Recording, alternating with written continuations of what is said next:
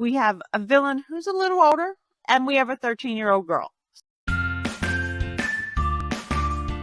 Hi everybody, welcome back to Smiling with Erin D. I'm really excited to be back for another Disney Villains vs. Heroes showdown. I think this is going to be a really fun showdown. We have two amazing characters. We have Yzma from Empire's New Groove versus Mei Lee from Turning Red. I think these are two fantastic showdowns. Certainly the total opposite. So this should be fun. Let's get started. First up, let's talk about their appearances. Yzma, she's got the older villain's look, very slender.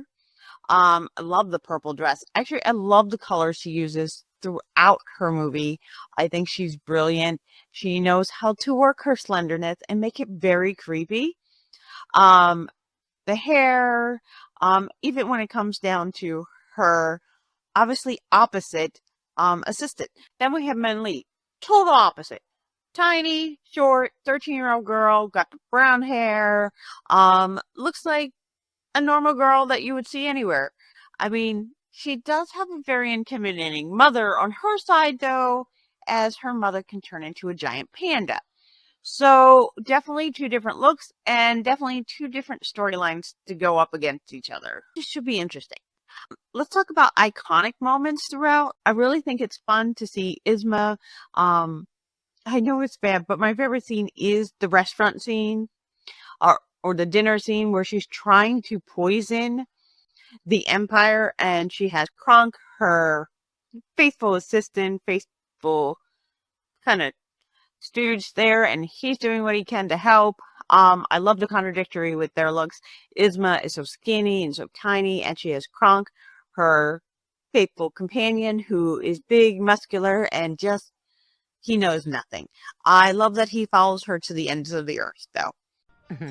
Kronk, the Emperor needs his drink. Right. Oh, right.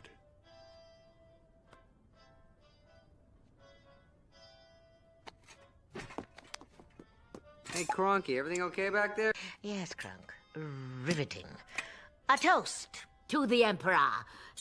Long live Cusco!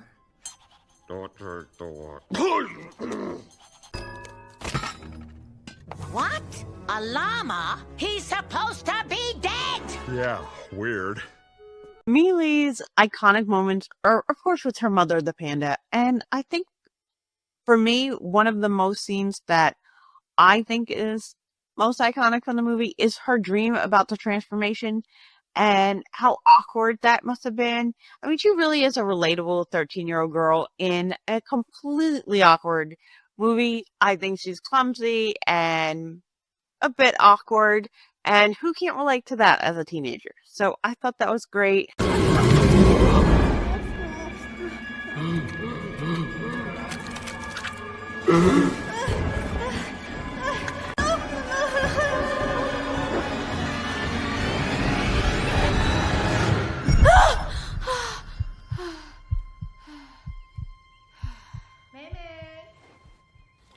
I think her iconic moments are certainly my favorite thing. You're so fluffy. That is so cute and so 13. Just fantastic. Are you a werewolf? No! What? He's a red panda! Sick. You're so fluffy! You're so fluffy! I've always wanted a tail. Priya, Abby, quit it! So putting that aside, let's talk about them up against each other.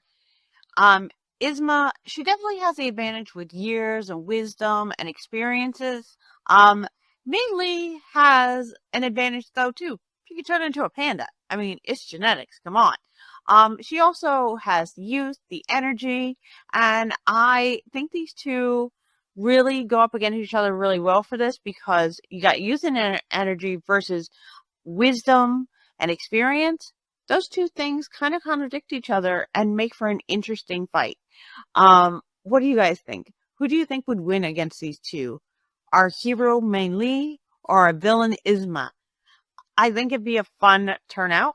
And you guys get to decide in the comments below who you think would win. Or who's going to win, I guess, in our challenge.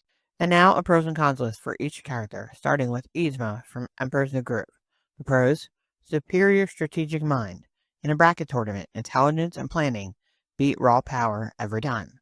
Versatile magic arsenal. Can adapt to any opponent with the right potion formula. Underdog advantage. Elderly villain, proving age is just a number, deserves respect. Entertainment longevity. If people still love her 25 years later, that's staying power. The cons, constant failure rate. Her schemes always backfire, showing she's not actually competent. Outdated representation. Modern audience deserve contemporary characters they relate to, and relies too heavily on Kronk. A true champion should be able to stand on their own. Now, Mei Lee from Turning Red. The pros, authentic hero journey, overcame her real struggles and grew as a person. Cultural significance. Groundbreaking representation matters in 2025. Raw power advantage. Giant red panda would literally crush the competition. And positive message. Choosing self-acceptance over scheming villainy. The cons? Too new to prove longevity. With her film only 3 years old, hasn't earned a classic status yet. Lacks villain matchup experience. Has never faced a real antagonist in her movie. And emotional instability. Teenage chaos isn't championship material. I think what's going to set it aside for me is the power abilities. Yzma has poison. Mei Lee has size. So these are really constructual things to get into. What do you guys think? Do you like this showdown? Are they an interesting pair against each other? I certainly think so.